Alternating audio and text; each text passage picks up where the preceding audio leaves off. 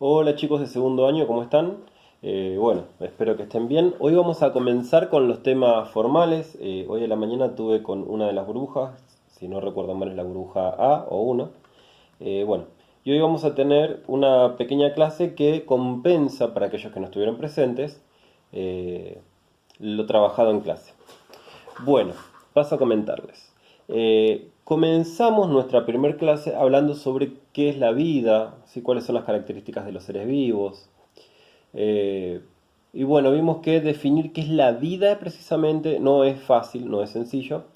Así que tratamos de trabajar con cuáles son las características de los seres vivos, ¿sí? Todos los seres vivos tienen una cantidad de características que los unifican, esas ya las vimos, que es, poseen un ciclo vital, nacen, crecen, se reproducen y mueren.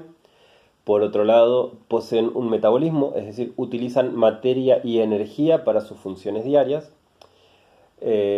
Evolucionan, están formados por células y interactúan con el entorno a través de los sentidos y pueden entender qué es lo que sucede en el entorno, procesarlo y actuar en consecuencia. A eso se le llama interacción entonces. Y una última característica, son homeostáticos, es decir, mantienen sus condiciones internas estables, ¿sí? Por ejemplo, nosotros, si estamos sanos, si no tenemos fiebre, mantenemos 36,5 grados de temperatura. Vieron que cuando entran a la escuela les toman la temperatura hoy por hoy. Bueno, porque para repeler invasiones de microorganismos y acelerar nuestro metabolismo, nuestro cuerpo levanta un poquito la temperatura, ¿sí? Pero sin importar si es verano y hacen 40 grados afuera, o si es invierno y hacen unos 3 grados, si yo pudiera, por ejemplo, meter un termómetro en el interior de mi cuerpo, unos 4 o 5 centímetros en cualquier lugar, voy a percibir que tengo una temperatura de 36,5 grados. De la misma forma, me voy a mantener hidratado en unos valores, nada, básicos. Bueno, pero eso fue la primera clase. Vamos a comenzar con la segunda clase, ¿sí? En esta segunda clase lo que vamos a ver es cuándo comienza la vida. Bueno, es un tema, ¿sí? No tenemos una fecha precisa de cuándo inició la vida, pero sí estamos seguros de que por lo menos la vida en el planeta Tierra apareció, llegó, comenzó, eh, obviamente después de que el planeta Tierra se formara. Ahora, ¿cuándo se formó el planeta Tierra? Bueno, eso también es un tema que ha sido muy discutido. Para resumir la historia, se los cuento de esta manera. El planeta Tierra tiene una edad y esa edad ha estado en discusión de acuerdo a las evidencias que se presentaron. Bien, hubieron varias evidencias, ¿sí? La primera evidencia utilizada por la humanidad occidental, ¿sí? Son los relatos bíblicos, ya que nadie tenía forma de medir la edad de la Tierra, entonces en base al relato de la Biblia, que está en el Génesis, en el primer libro para nosotros los cristianos, digo para nosotros los cristianos porque somos una nación cristiana, yo no estoy, soy agnóstico, soy no pronunciado, ¿sí? No practico una religión.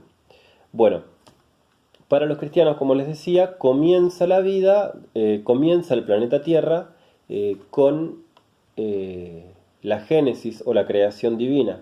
Esta creación dura 6 días y al séptimo día Dios descansa. También sabemos, por ejemplo, que Adán, según esta creación, fue creado del barro, ¿sí? Fue modelado en barro y luego Dios le insufló o le respiró en la boca y le dio el aliento y le dio alma, ¿sí? Entonces esta escultura de barro comenzó a moverse y se convirtió en un ser vivo.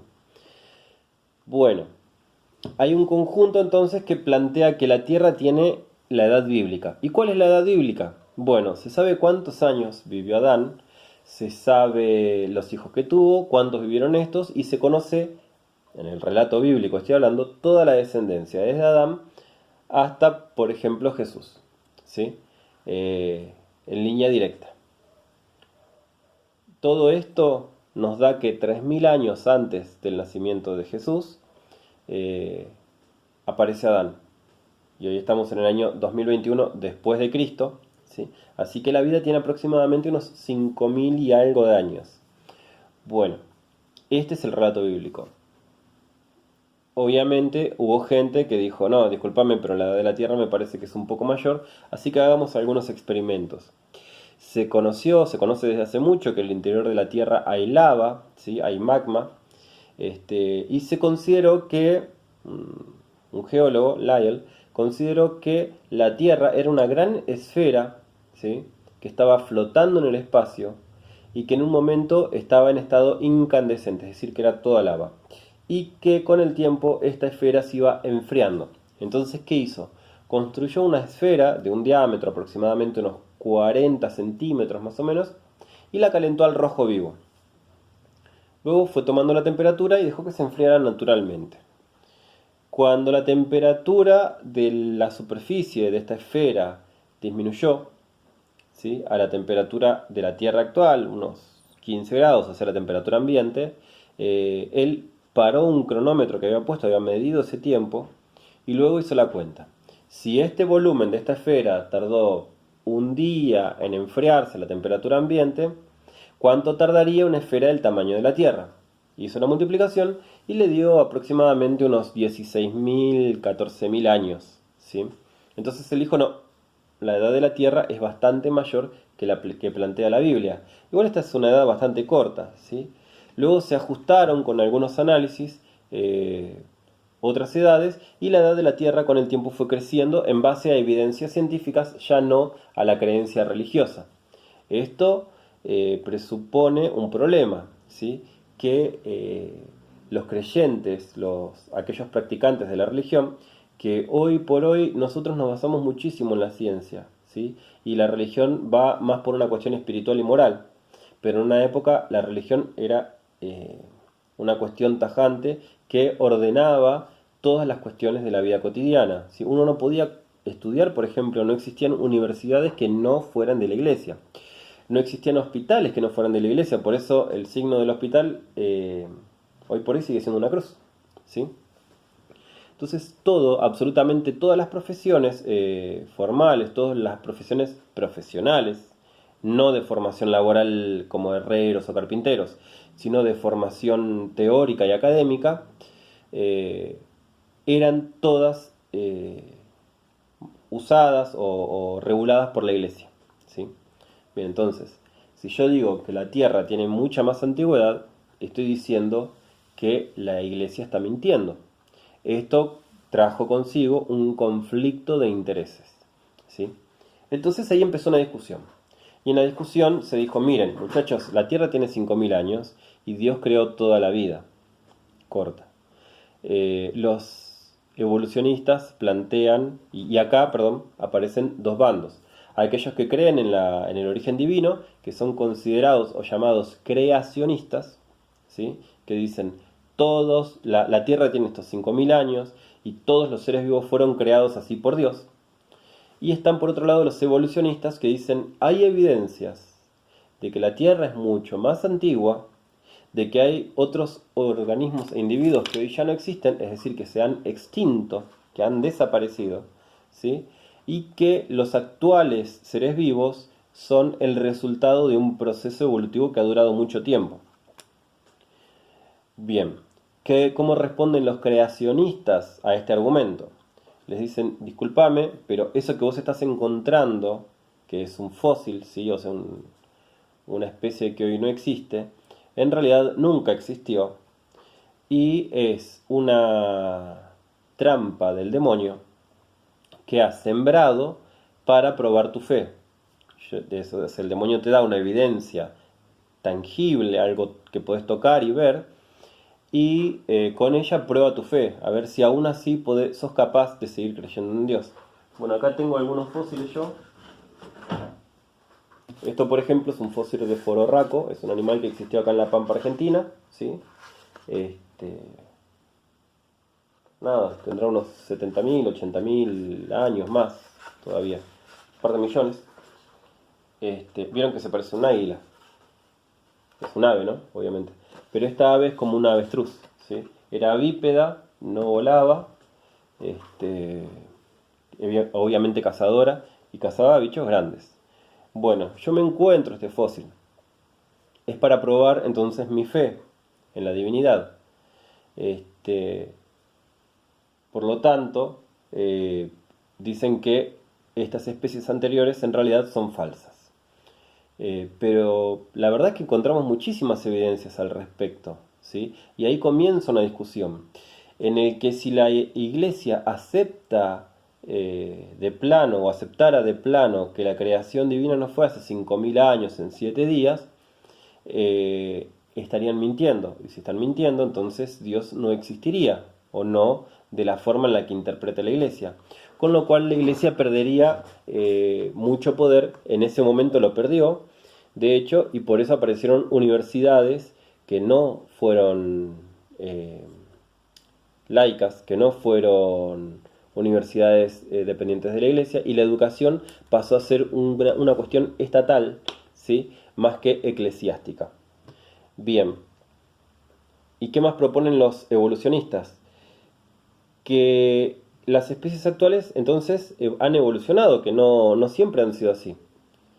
Entonces los creacionistas dicen, discúlpame, pero a ver, yo voy a Egipto y encuentro momias, no solamente de personas, sino de otras especies, de gatos, perros, leones, jirafas, cocodrilos. Y estas momias de estos animales, si yo las comparo con los esqueletos de los mismos animales actuales, son exactamente igual. Hace 5.000 años que estos bichos no cambian, la evolución no existe, sino en 5.000 años debería haber una diferencia. Y yo veo dibujos de estos animales en las paredes y veo que tienen las mismas características. Entonces, tu evolución, tu idea de la evolución es mentira.